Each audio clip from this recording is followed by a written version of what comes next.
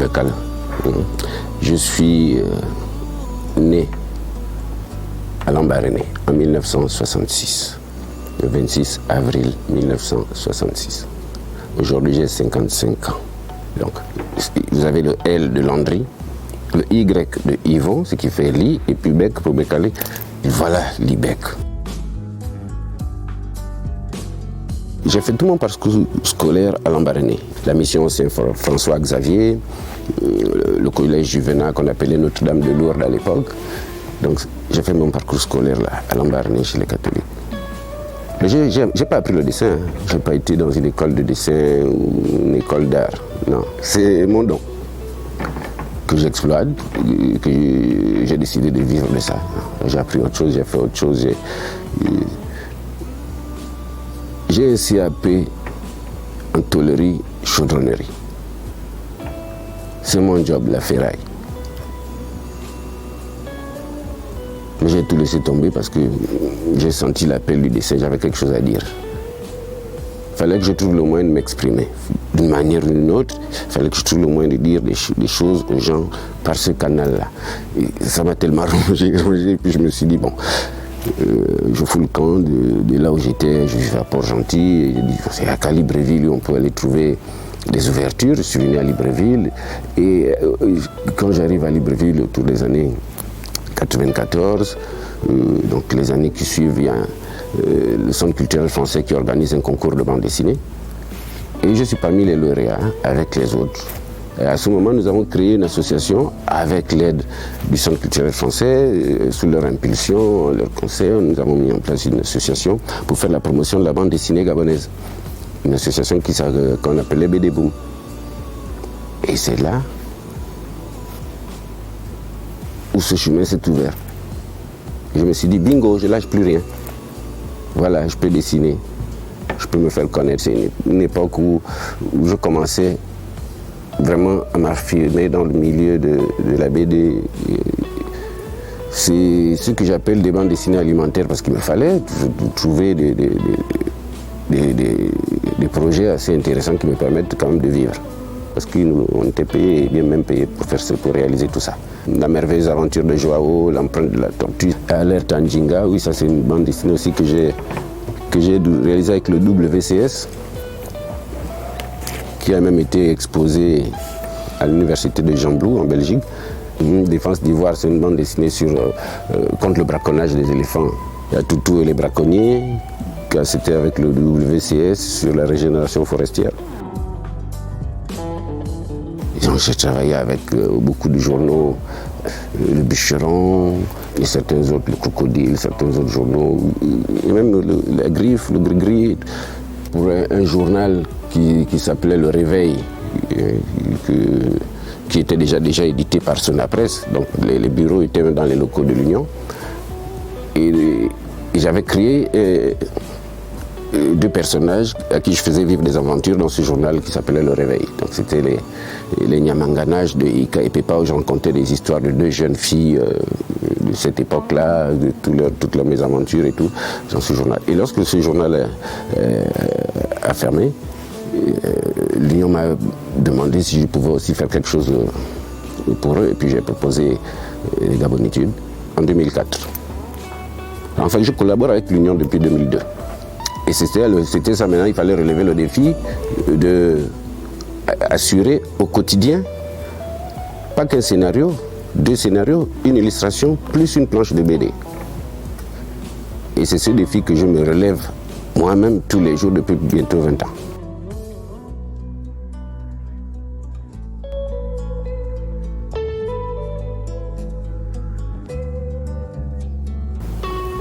Bon, c'est parce que j'avais remarqué que dans tout ce qui se faisait en matière de BD, tout le monde était concentré sur la caricature politique, des hommes politiques, partout. Mais personne ne parlait du quotidien des Gabonais dans cet espace-là. Et sachant que les gens aimaient lire justement les bandes dessinées, les caricatures, et je voyais tout le monde courir acheter tous ces journaux-là qui étaient sortis, c'était bourré de dessins complètement hilarants. On m'a dit, mais attends, mais il faut que je rencontre aussi les histoires des gens qu'on ne voit pas. Parce que là, sur ces caricatures, c'était les politiciens. Mais il y a le peuple. Mais comment je vais titrer ça? J'ai cherché pendant longtemps jusqu'à ce que je trouve ce terme-là, gabonitude. Effectivement, voilà d'où viennent mes sujets. J'observe les gens. Je regarde tout le monde, je regarde les gens vivre. Il suffit que tu sortes de chez toi pour tomber sur une scène inédite. Le public, chacun vient raconter sa vie. Il n'y a plus d'intimité, les gens parlent de tout, n'importe où, n'importe comment. Moi, je suis assis, je tends l'oreille, ça m'inspire. C'est pourquoi je les appelle les gabonitudes, les habitudes des Gabonais. Je mets chacun de nous, moi y compris, parce que je m'inspire moi-même aussi de mes propres réalités. Voilà d'où tout ça, ça vient. En regardant les gens vivre, en me regardant moi-même vivre. Donc moi je me considère beaucoup plus comme un illustrateur. Et la BD justement fait partie de l'illustration. La caricature fait partie de l'illustration. Tout ce qui en découle fait partie de la base, c'est l'illustration. Je ne suis pas un caricaturiste en tant que tel. Mais on peut dire que je suis un caricaturiste parce que je caricature la société gabonaise. Mais sur le plan technique du dessin, mes dessins ne sont pas des caricatures en tant que telles de personnalité.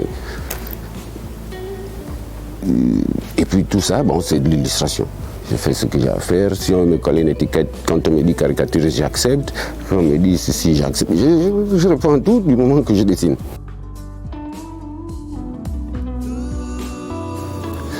Je vais vous raconter une anecdote. J'ai rencontré un monsieur qui était venu au journal, à la rédaction de l'Union, et qui m'avait attendu pendant longtemps. Lorsque je suis arrivé pour livrer mes dessins, la dame à l'accueil m'a dit « Ah, mais tiens, Libec, il y a un monsieur qui t'attend depuis quelque temps. » Il m'a dit qu'il me cherchait pour me dire merci. Et pourquoi il me cherchait pour me dire merci? Parce que son enfant lisait maintenant couramment. Il avait tout fait, prendre des répétiteurs et tout ça, machin, l'enfant était bloqué au niveau de la lecture. Et chaque fois que le père entrait avec son journal, l'enfant se précipitait vers lui et disait « Bon, papa, donne-moi l'Union, je vais lire les Gabonitudes. » Le papa se disait « Bon, il fait semblant de lire. » Et après avoir lu les Gabonitudes, il revenait vers son père pour lui demander « Tu veux que je te lise quel article ?» Et le père a été surpris de voir son enfant lire couramment l'Union. Un gamin. Il m'a cherché. Puis il m'a rencontré, il m'a dit « Je suis venu vous remercier. Grâce à vous, mon enfant a appris à lire. » Ça, c'est pas un meilleur souvenir, mais pour moi, c'est l'un des plus beaux cadeaux du métier que je pratique.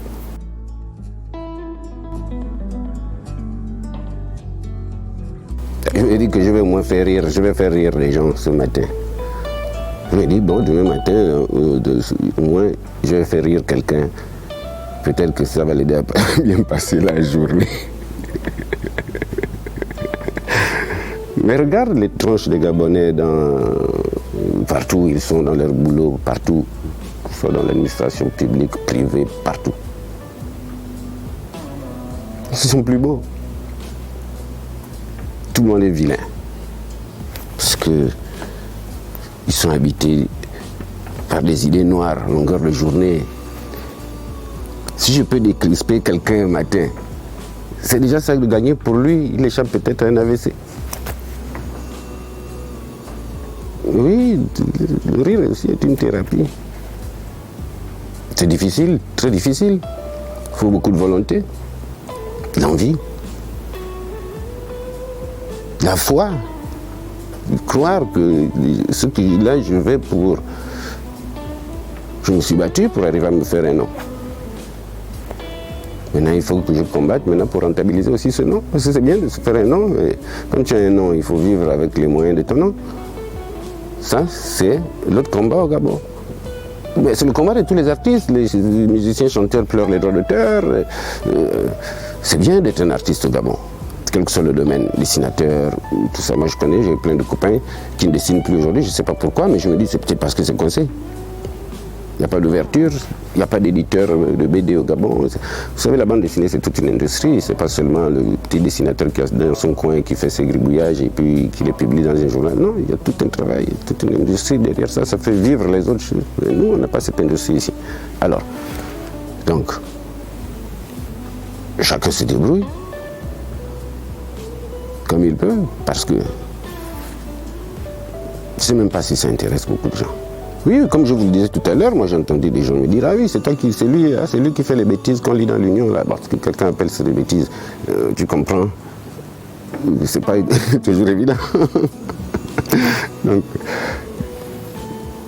il faut faire avec, il faut mener ce combat. Celui qui veut vivre de quelque chose doit se battre pour arriver à vivre de ça.